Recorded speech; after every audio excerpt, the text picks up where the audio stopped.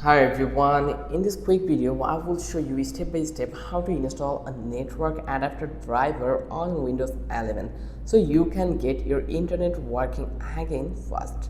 So without any further ado, let's get started. So first of all, you just need to be open your device manager. So first click on Windows plus X and then you just need to be select your device manager, or you can select this one and look for network adapters in here. So here you can see this is the network adapters and you just need to click the arrow to expand it. Let's expand it and now find your network adapter. It may be called Wi-Fi Eternal.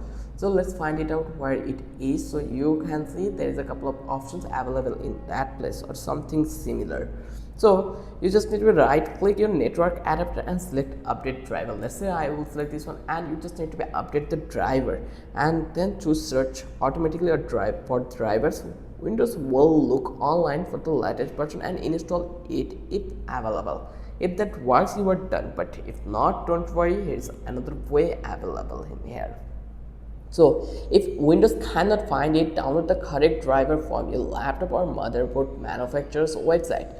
Save it to your PC back in Device Manager, right click the adapter again and update driver.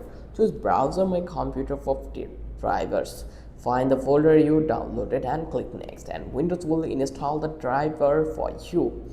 So once the installation is complete or finished, you just need to restart your PC like this way. You just need to come over here, then click this one, and from that place you just need to restart your PC and check your Wi-Fi or Ethernet. You should be back online, and that's it. You have installed your network adapters driver step by step. If this helped, please like, subscribe, and comment below if you need help with any other Windows 11 issues. Thanks for watching.